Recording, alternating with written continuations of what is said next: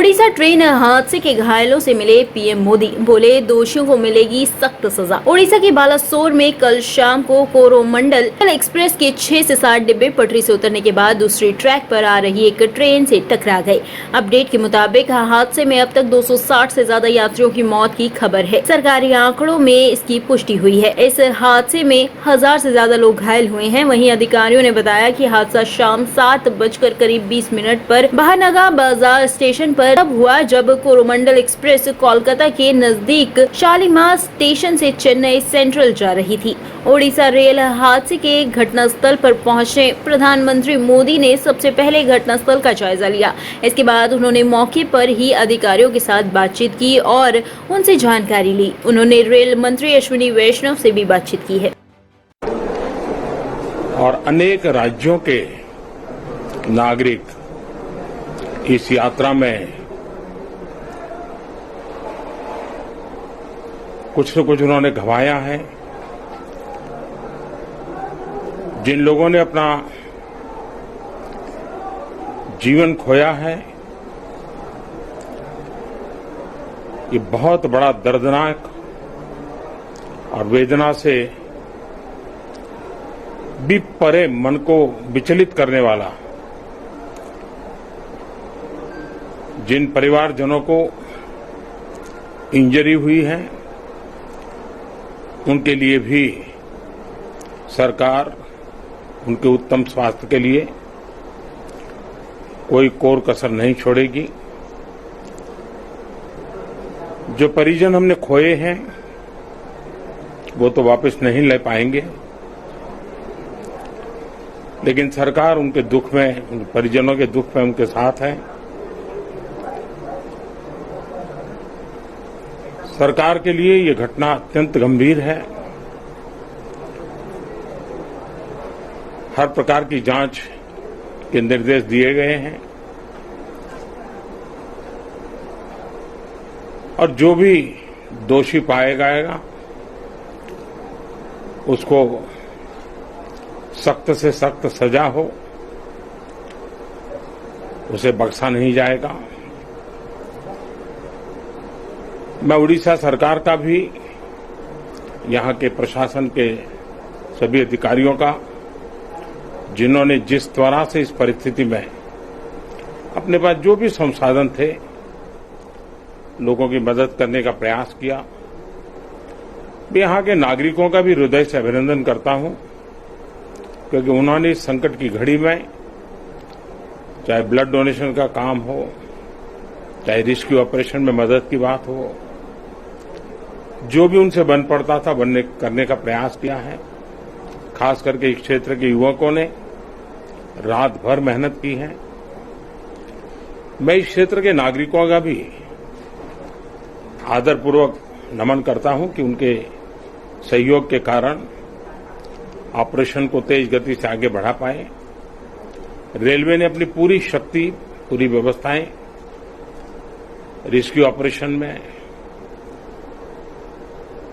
आगे रिलीफ के लिए और जल्द से जल्द ट्रैक रिस्टोर हो, यातायात का काम तेज गति से फिर से आए, इन तीनों दृष्टि से सुविचारित रूप से प्रयास आगे बढ़ाया है।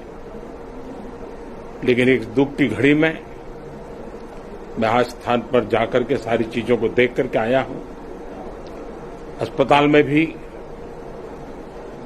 जो घायल नागरिक थे उनसे मैंने बात की है। मेरे पास शब्द नहीं है इस वेदना को प्रकट करने के लिए,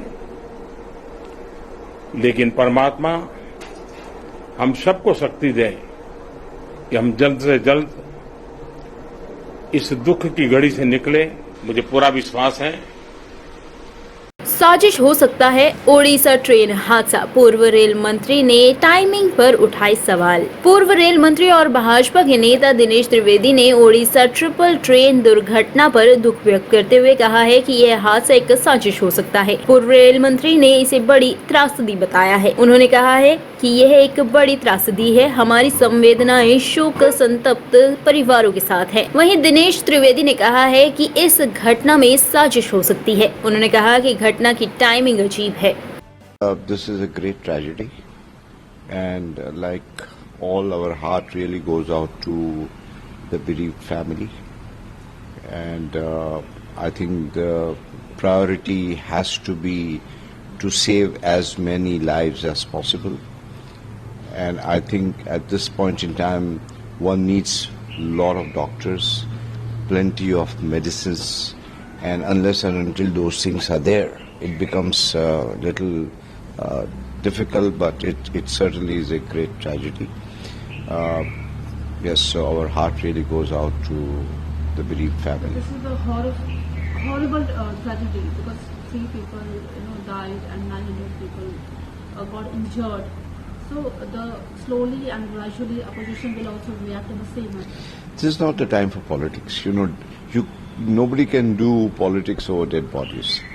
And please understand, it could be you, it could be me, it could be anybody, it could be our relations. At the end of the day, it's human lives. And of course, one has to ensure that such things don't happen. And I can tell you, being a railway mantri earlier, Railway is one of the best organization in the world. They're very efficient. This was also one of the free, in the sense that derailed coaches were rammed into by another passenger train. I recall, if I'm not mistaken, sometimes in 2010, in the month of May, near Kharagpur, I think it was Gitanjali which got derailed and which was rammed into by a goods train, where almost about 200 people died, unfortunately. And that time it was sabotage. So in such accidents, I would not rule out anything. Anything is possible, and that only the high-level inquiry commission, which has been appointed by the government, and the Railway Safety Commission can look into it and tell us what has happened to ensure that these kind of things don't happen. So don't rule out anything. When I said anything, I mean anything. Because in 2010, Manish Sisodia वापस Tihar jail पहुंचे, पत्नी से नहीं हो पाई मुलाकात। दिल्ली के पूर्व उप मुख्यमंत्री मनीष सिसोदिया कुछ घंटे के लिए जमानत पर बाहर आए थे, लेकिन अब मनीष सिसोदिया तिहाड़ जेल की ओर वापस लौट गए हैं। 7 घंटों के लिए सिसोदिया आज सुबह जेल से बाहर आए थे और अब शाम 4:30 बजे करीब तिहाड़ जेल के लिए वापस लौट गए। बता दें कि मनीष सिसोदिया को अपनी बीमार पत्नी से मिलने के लिए दिल्ली हाई कोर्ट ने सुबह 10 बजे से 5 बजे तक 7 घंटे के लिए जमानत दी थी। इस मुलाकात के लिए मनीष सिसोदिया सुबह 10 बजे तिहाड़ जेल से बाहर निकले और सीधे अपने आवास पर पहुंचे थे। हालांकि मनीष सिसोदिया की अपनी पत्नी से मुलाकात नहीं हो सकी है। ब्यूरो रिपोर्ट, टीम तफ्तीश न्यूज।